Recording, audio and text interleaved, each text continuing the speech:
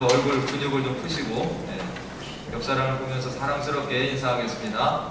당신은 하나님의 걸작품입니다. 인사를 하겠습니다.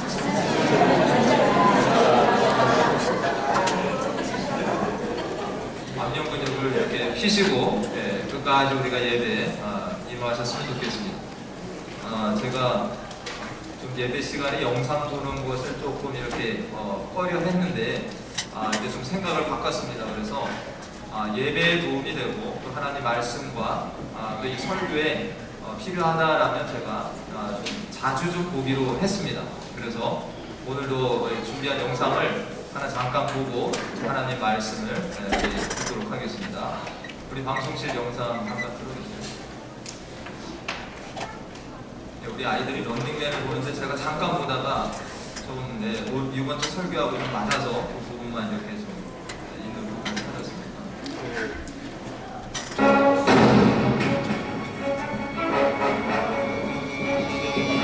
야, 보내! 시!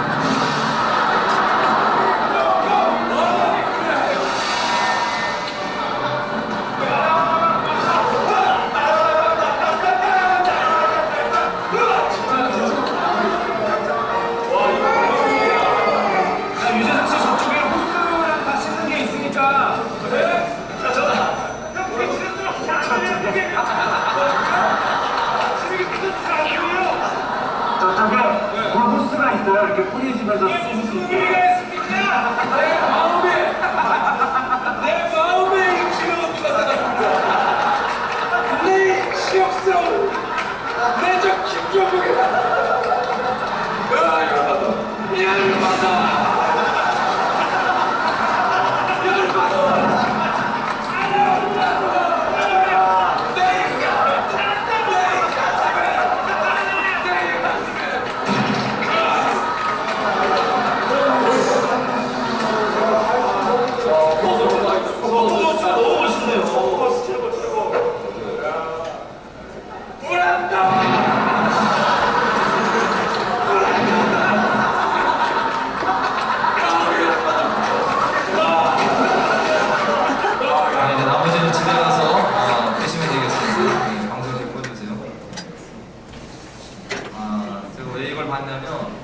멘트 하나입니다. 웃으면서 하는 얘기지만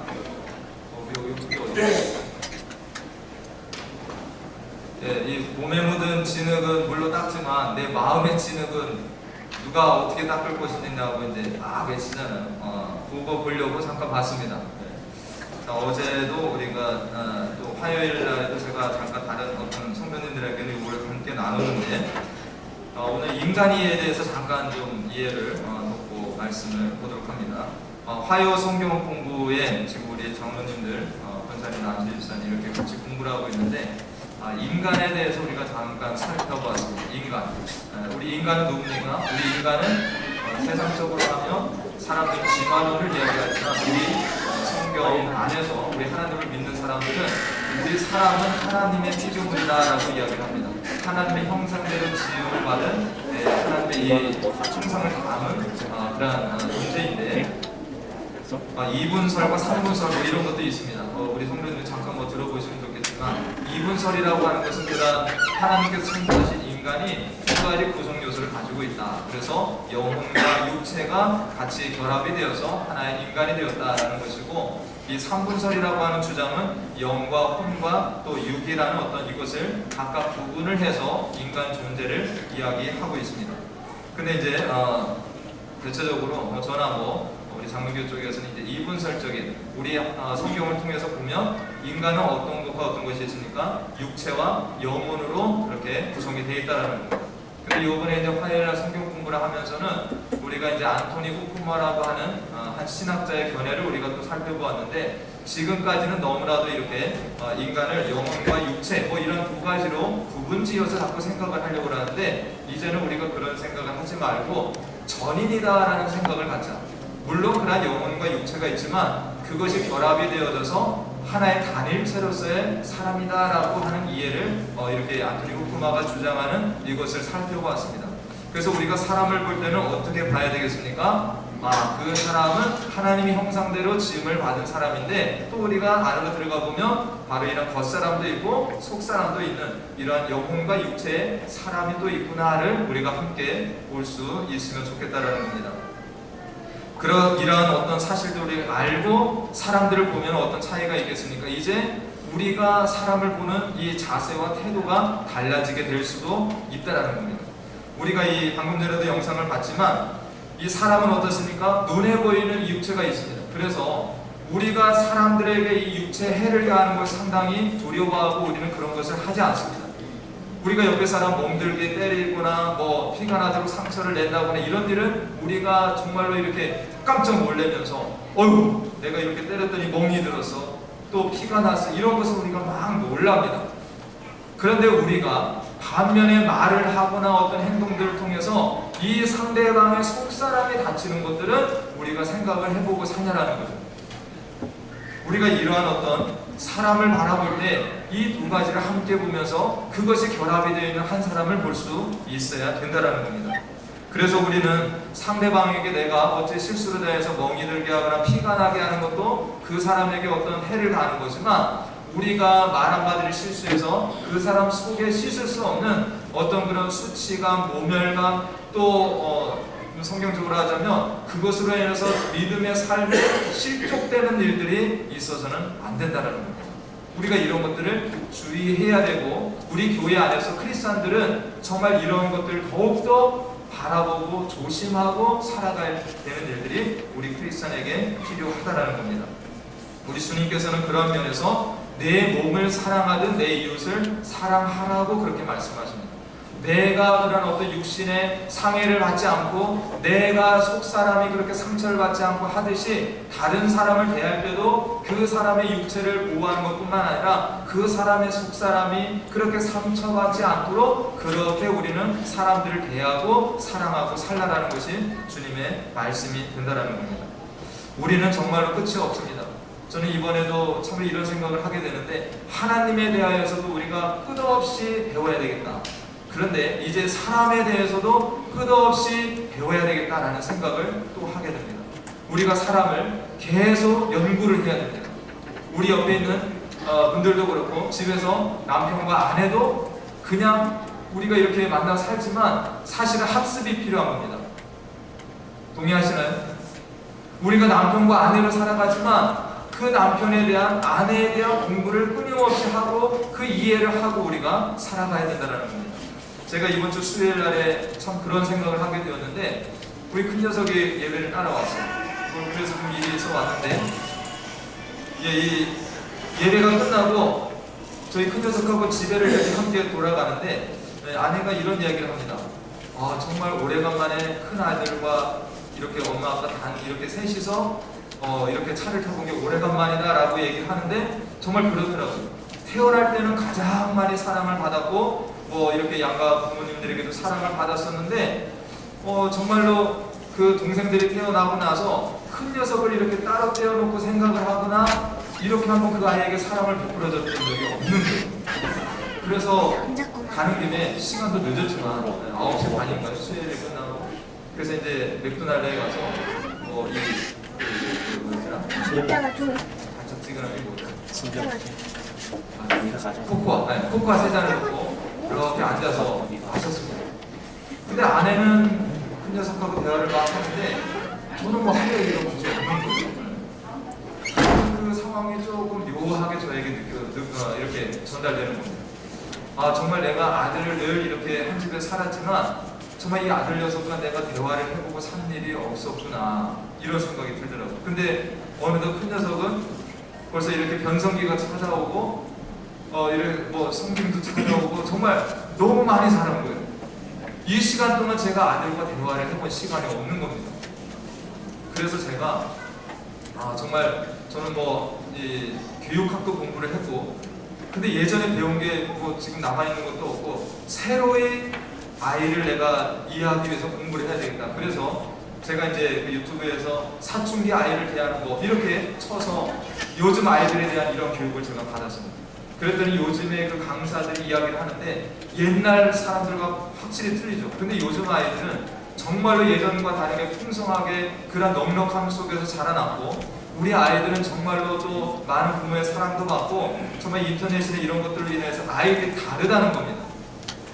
정말 그런 이야기를 듣고 나니까 제가 아이를 이제는 어떻게 좀 대해야 되는지 더 공부를 해야 되겠다라는 어떤 이런 생각이 간절히 이렇게 찾아오더라고요. 우리들이 어떻게 됩니까? 살아가는 동안 계속해서 공부를 하고 학습을 해야 된다는 겁니다. 우리가 하나님에 대해서도 그렇지만 또 이 사람에 대해서도 계속해서 공부를 하고 정말 책을 사서 보더라도 우리는 이러한 이해를 도울 수 있어야 된다는 겁니다. 이제 오늘 말씀을 보면 예수님께서 안식일의 한 회당에서 가르치시는 이런 장면이 나옵니다. 이 안식일이 나오고 회당이 나오는데 우리가 이 안식일은 어떤 날입니까? 안식일은 하나님의 날로 우리가 기억을 하고 있죠. 그래서 이 날 뭐 해야 됩니까? 거룩하게 하나님을 높이는 일들을 하는 날입니다. 그리고 이 회당이라는 장소적 개념은 뭡니까? 회당은 바로 하나님께 예배하고 하나님의 말씀을 배우는 이러한 장소가 됩니다. 그래서 오늘 예수님께서는 이 안식일에 뭘 하셨습니까? 안식일에 가르치셨고 또 회당에서도 가르치셨다라고 우리가 이 말씀을 볼 수 있습니다. 오늘 우리가 이 안식일이 이제 주일로 바뀌어서 주일날 우리가 예배당에 나왔습니다. 우리가 뭐하러 나온 겁니까? 우리가 주일에 이 예배당에 나온 것은 하나님의 말씀을 들으며 또 뭐하러 나왔습니까? 하나님의 말씀을 배우러 나왔다라는 겁니다. 할렐루야. 얼굴 근육이 굳어지신 것 같습니다. 다시 옆 사람 얼굴을 한번 잠깐 살펴주시고 얼굴 근육을 좀 펴시고 시작도 안 했는데 오늘 우리가 안식일에 주님의 말씀을 듣고 배우는 시간이 된다는 거예요. 그래서 정말로 여러분들 펜 가지고 오셨습니까? 펜을 가지고 오셔서 말씀에서 내가 깨달은 것을 적어 넣으시고 내가 적용할 것, 생각해 볼 것도 한번 다른 메모지에다가 적어 놓으셨다가 그렇게 한 주 동안 말씀을 상고하셔야 돼요. 스터디 하시는 거예요. 우리가 이 오늘 회당에서 예수님이 가르치셨다라고 했는데 이 회당은 또 뭐 하는 데입니까? 오늘 이 예배당은 뭐 하는 데입니까? 우리가 하나님 앞에 예배하지만 하나님의 말씀을 또 배우러 나오는 장소가 된다라는 겁니다. 그래서 우리가 일주일에 한 번 이 예배당에 나오는데 또 수예배도 나오고 새벽예배도 나오시는 분이 있지만 우리가 배움의 자세도 또 가지고 이 자리에 나와서 하나님의 말씀을 함께 듣고 배워야 된다는 겁니다. 오늘 예수님께서는 이 안식일에 회당에서 가르치심을 베푸셨습니다. 이 가르치시는 일들을 볼 때 정말로 우리가 주일날이나 이 성전 안에서 일어나야 될 일들이 뭡니까? 바로 가르침의 일들이 계속해서 있어져야 된다는 것도 알 수 있습니다. 누가 가르치는 자입니까? 바로 여기에서 있는 목사는 가르치는 자고 또 우리 장로님들이나 중직자분들도 가르침의 대열에 합류하는 분들이 되어야 된다는 겁니다. 이 자리에 나와서 주일날에 하나님께 예배드림과 동시에 이 자리는 바로 이 가르침의 행위가 있어져야 되는 날이고 장소가 된다는 겁니다.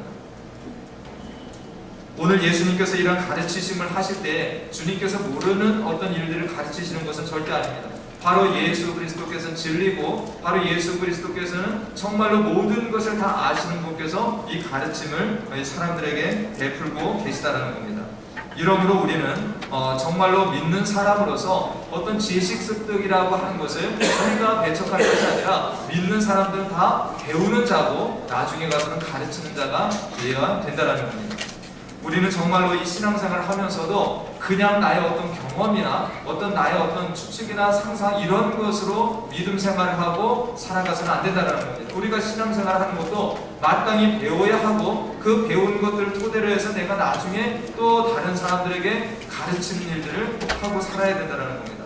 성경은 분명히 우리에게 이렇게 말씀하고 있습니다. 베드로후서 1장 5절과 6절 말씀에 보면 성경은 이 지식에 대해서 말씀할 때 덕에다가 지식을 더하라, 그리고 지식에는 절제를 더하라 라고 이렇게 말씀을 하고 있다는 겁니다. 우리가 성경을 배워야 되고 나아가서 인간에 대해서도 배워야 하고 그런 것들을 토대로 하나님의 말씀을 증거하는 이러한 삶을 살아야 됩니다. 오늘 말씀해 보니까 예수님께서 이러한 회당에서 가르치실 때에 한 여자가 등장을 합니다. 그 여인의 상태가 어떠한가 보니까 11절에 18해 동안이나 귀신 들려 앓았다. 숫자로 하면 18년 동안이나 앓은 어떤 이러한 상태로 있는 여자. 그런데 그 여인의 상태가 어떻습니까? 귀신 들렸다라고 나와 있습니다. 귀신 들려서 앓고 그리고 이 몸의 증세가 꼬부라져 조금도 펴지 못하는 한 여자. 그래서 이 꼬부라졌다라고 하는 것은 허리가 앞으로 이렇게 휘어져서 허리를 들지 못하고 이렇게 숙인 상태로 18년 동안을 살아온 이러한 한 여인을 말씀하고 있습니다. 이러한 여인을 예수님께서 바라보시고 그 여인을 부르십니다. 12절에 보니까 예수께서 보시고 불러 이르시되 여자여 내가 내 병에서 놓였다, 이렇게 선포를 하십니다. 우리는 앞서서도 우리 인간을 하나님께 창조하시는데 어떻게 만드셨습니까? 바로 이러한 육체와 영혼을 가진 존재로 이것이 결합되어서 하나의 단일체가 되는 어떤 이런 인간을 만드셨다라고 우리가 앞에서 말씀을 드렸습니다. 바로 예수님께서 여기에서 이 여인을 바라보셨다라고 하는 것은 그 여인의 육적인 것만 바라본 것이 아니라는 겁니다. 무엇을 또 바라보셨겠습니까? 이 여인의 안에 있는 그 고통까지도 다 보고 계시다라는 겁니다. 우리가 이렇게 18년 동안이나 귀신 들렸고 그리고 허리가 꼬부라져 살았다라고 할 때 이 여인이 살아온 삶들을 우리가 조금만 생각해봐도 우리는 쉽게 상상을 해볼 수 있습니다. 그동안 허리가 구부러져서 사람들에게 비난도 조롱도 받았을 것이고 또 귀신 들림으로 인해서 사람들이 이렇게 따돌림을 하는 이러한 일도 받았을 겁니다. 그리고 가족들에게도 어쩌면 사랑받지 못하고 이렇게 사람들의 어떤 가족들에게도 배척을 당하는 어떤 이런 속에서 그 외로움 가운데 살아왔을 한 여인을 예수님께서 바라보셨다라는 겁니다. 그래서 예수님께서는 이렇게 말씀하시는데 여자여 내가 네 병에서 놓였다라는 겁니다. 주님께서 말씀하시는 네 병에서 놓였다라고 하는 것은 바로 귀신 들린 이 병에서 그리고 허리가 꼬부라져 18년 동안에 살았던 육신적인 어떤 질병 가운데서 그리고 또 뭡니까? 그 마음 속에 있는 모든 고통과 그런 어떤 남들에게 말할 수 없는 이 참담한 그 모든 것들까지도 놓아주시는 예수님의 선포가 된다라는 겁니다. 할렐루야. 여자여 내 모든 이 병에서 놓였다라고 예수님은 말씀하고 있습니다. 이러한 예수님께 대해서 우리가 정상적이라면 어떻게 하는 것이 정말 이게 정상적인 반응입니까? 와, 정말 예수님은 능력자이시구나. 이러한 여인을 고치셨다니, 이것이 아니라 오늘 성경에서는 어떤 사람들이 등장을 합니까? 17절에 예수께서 이 말씀을 하시며 모든 반대하는 자들이 있다는 겁니다. 이 반대하는 자들, 14절에는 회당장이 등장을 합니다. 회당장이라고 하는 사람은 이 회당의 관리를 맡고 그리고 회당에서 일어나는 모든 예배 행위를 집전하는 그러한 사람입니다. 이 회당장, 그리고 예수님이 하신 일에서 반대하는 자들이 등장을 하고 있습니다. 예수님이 하시는 일을 못마땅하게 이렇게 생각을 하고 있습니다. 그런 이유는 뭡니까? 오늘 회당장의 말을 통해서 왜 그들이 못마땅해 하는지를 알 수 있는데 이 회당장이 말하는 것이 뭡니까? 14절에 안식일에 병 고치는 것을 분을 내었다. 화를 내었다라는 겁니다. 그러면서 하는 말이 무리에게 이르되 일할 날이 엿새가 있고 그동안에 와서 고침을 받을 것이지 안식일에 왜 와서 그런 일을 하느냐? 이것은 누구를 대해서 말하는 겁니까? 병 고침 받은 여자에게 막 뭐라고 하는 겁니다. 네가 평일날에도 시간이 되는데 왜 그때는 안 오고 이 안식일에 와서 네가 병 고침을 받냐. 여자에 대한 질타하고 다른 사람들에게 회당장이 교육하는 겁니다. 엿새 동안 날이 되는데 왜 그날 안 하고 안식일에 굳이 병을 고쳐야 되냐라고 질타하는 거죠. 이건 또 누구에게 하는 말이 됩니까? 예수님께 대하여서도 말하고 있는 겁니다. 예수님께 대하여서도 왜 안식일에 이런 율법을 범하면서 너가 일을 하냐라고 그렇게 비난하고 질타하고 있다는 겁니다. 우리 이 모습을 보면서 이 회당장을 긍휼히 여겨야 됩니다. 왜 긍휼히 여겨야 됩니까? 회당장이 그렇게밖에 배우지 못했기 때문입니다. 자신들의 어떤 전통이라고 해서 그것을 지키고 이제까지 살아온 겁니다. 우리는 불쌍히 여겨야 됩니다. 참다운 어떤 하나님의 진리를 알지 못하고 잘못된 것을 익히고 살아와서 지금 이러한 행태가 나타나고 있다는 거예요. 이거는 부단 이 회당장의 모습입니까? 우리들에게도 이 모습이 다 있다라고 하는 겁니다. 우리가 이 하나님의 말씀을 배우고 진리를 배웠지만 우리는 성경 말씀으로 들어가서 보고 예수 그리스도를 만남으로 말미암아 내가 배운 것들에 대해서 한 번쯤은 점검하고 살아가야 된다는 겁니다. 저도 이런 예가 있습니다. 제가 영국에 있을 때 만난 목사님이 정말로 고지식한 분이셨어요. 말씀은 정말로 잘 가르치셨는데 그분이 주일날 절대 돈 쓰면 안 된다고 저에게 가르쳤어요. 그래서 저는 그분의 교육을 받고 이 한국으로 왔는데 저희 아내가 첫째 아이를 이렇게 금요일날인가 출산을 하고 토요일날 퇴원을 했습니다. 그래서 병원에서 주는 그 약간의 분유를 아이가 먹고 있었는데 주일날 제가 가서 사역을 하고 돌아왔는데 분유가 없다라고 얘기를 합니다. 장모님 어떻게 해야 됩니까? 사다 줘요. 저는 어떻게 했겠습니까? 주일에 돈 쓰면 안 돼. 거룩하게 이 주일을 보내야 돼. 그래서 제가 잔머리를 굴렸습니다. 어떡할까? 그러다 순간 이 아이가 태어난 병원에 가면 분유가 있겠구나.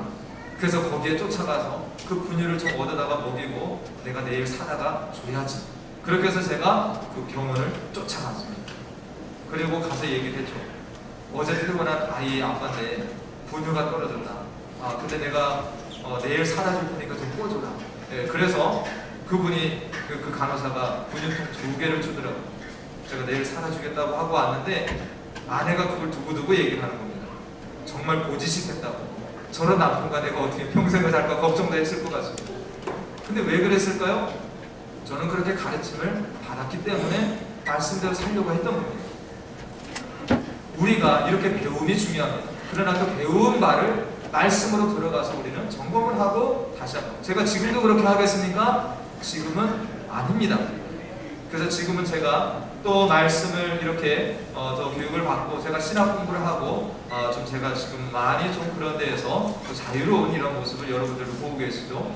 할렐루야. 네, 제가 만약에 지금도 이렇게 고지식하게 했다면 좀 우리 성도님들 답답해서 아마 미칠 지경에 아마 처해질 수도 있습니다. 그러나 정말 우리들이 이것은 무엇을 얘기합니까? 계속해서 배워야 된다는 거죠.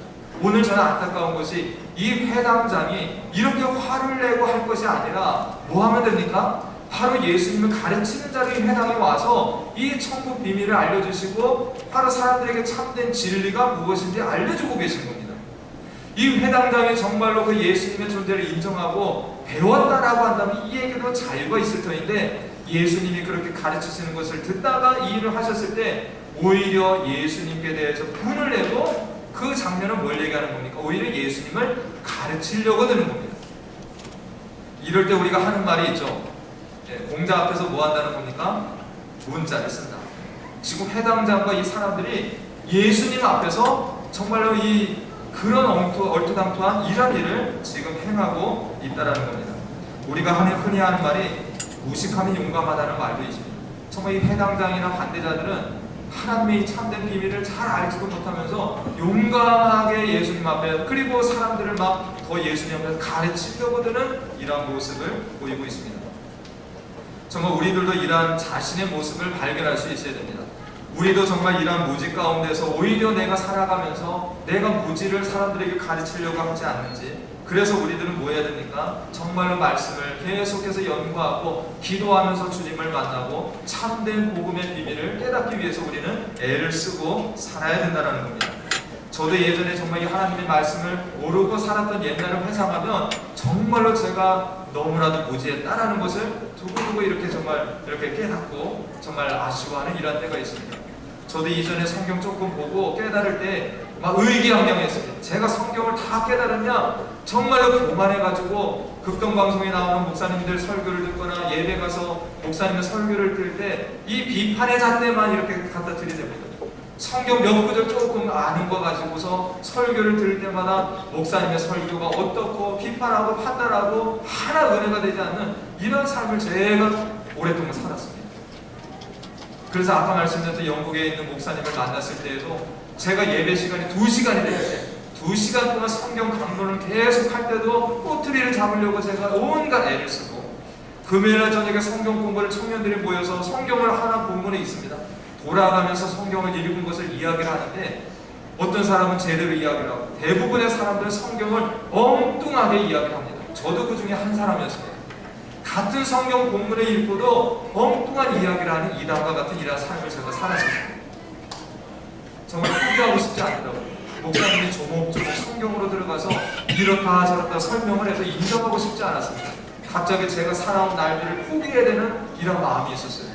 근데 이 시간을 제가 몇 개월 가지다가 포기를 했습니다. 아, 정말 내가 무지하구나. 내가 성경에 대해서 아는 것이 아니구나. 그래서 포기를 하고 두 손 두 발 다 그 목사님 앞에 들고 그리고 나서 예배 때마다 그 목사님의 설교를 제가 받아줬고 그리고 말씀을 인용하실 때마다 제가 그 옆에다가 이렇게 달아가면서 1년 반 동안 성경 공부를 그런 식으로 하다 보니까 이제 조금씩 성경이 눈에 들어오는 제 자신을 발견했습니다. 그리고 나서 신학을 가서 이제 공부를 하고 아, 내가 정말 성경을 내 주관대로 내 방식대로 그렇게 보면서 잘못된 삶을 살아왔구나라고 반성을 하는 시기가 있었습니다. 우리가 뭐 해야 됩니까? 정말로 가르치는 자가 되기 위해서 우리는 주의 복음을 다른 사람들에게 선물로 나눠주는 자가 됩니다. 잘 가르치기 위해서 우리는 더 많이 배워야 됩니다. 하나님의 말씀뿐만 아니라 세상에서 어떤 사람들을 대하는 법까지도 우리는 배움을 가져야 됩니다. 그래서 우리 믿음의 사람들은 책을 손에서 놓지 않으시기를 바랍니다. 할렐루야. 우리 어르신들도 눈이 좀 어두우셔도 큰 활자가 있습니다. 그런 책을 하나 들고 읽으시면서 끝없이 우리는 말씀뿐만 아니라 세상의 어떤 학문도 계속 취득을 하셔야 된다는 겁니다. 어른들 말씀에 거지에게서도 배울 게 있다라고 우리는 흔히 이런 말씀을 자주 들으실 겁니다. 우리가 이런 배우는 자세로 살다 보면 정말 우리보다 나았고 연장자나 이런 분들뿐만 아니라 정말 우리와 동년배나 어린아이들에게서도 우리는 배울 것이 많이 있다라는 것을 찾을 수 있습니다.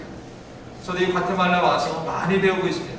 정말로 이런 목회적인 부분뿐만 아니라 저는 특별히 이런 전문가들이 과테말라에 많으시더라고요.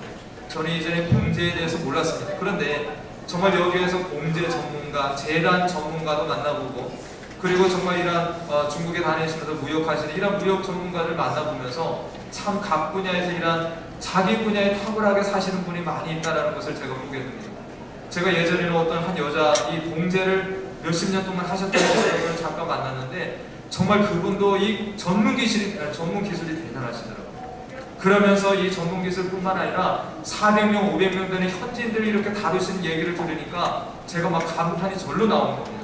야, 정말 이렇게 이 분야에서도 전문 지식이 필요하고 정말 사람들 이렇게 다루는 리더십이 필요하구나. 그래서 제가 그분과 대화하면서도 많은 것들을 제가 배우고 깨달음의 시간이 있었던 적이 있습니다. 우리 이렇게 사람들 저마다 자기 분야에서 최선을 다하는 이런 모습 속에서는 우리가 무언가 배울 눈이 있다는 겁니다. 그렇기 때문에 우리들이 이제 앞서 이 말씀을 드렸듯이 사람을 바라보는 눈이 어때야 되냐. 우리가 이 겉모양만 바라보지 말고 우리가 그 영혼까지 함께 바라볼 수 있는 이 눈이 우리 모두에게 열려져야 된다는 겁니다. 우리는 나만 잘났다고 생각하지 말고 상대방을 바라볼 때 상대방 속에서도 하나님께서 그 사람에게 부여해 주신 아름다움이 있다. 그래서 정말로 우리 각자는 하나님이 만들어 놓으신 걸작품들이 된다는 생각으로 그 사람을 존경으로 우리가 그 사람을 나보다 낮게 여기는 이러한 모습으로 사람들을 대하고 살아야 된다는 겁니다. 다시 한번 옆 사람을 보겠습니다. 지긋한 눈빛으로 우리 옆 사람을 잠깐 보겠습니다. 무엇이 보이십니까? 옆 사람은 거의 무엇이 보이세요? 우리가 눈이 멀지 않는 이상은 이 겉모양 예쁘고 그 얼굴에 점까지 다 보이실 겁니다. 근데 이제 우리가 사람을 바라보면서 그런 외모만을 바라보는 데서 멈추지 말고 이제는 그 속사람을 바라볼 수 있는 눈이 열려주시길 간절히 축원합니다. 우리가 그 사람의 겉모습만 바라보지 말고 속사람 나아가서 뭘 바라봐야 되니까 그 사람이 뭘 필요로 하는가, 저 사람이 도대체 뭐가 필요한가, 그 사람의 필요까지도 바라볼 수 있는 눈이 열려져야 된다는 겁니다. 이것이 무슨 눈입니까? 이게 육안이 아니라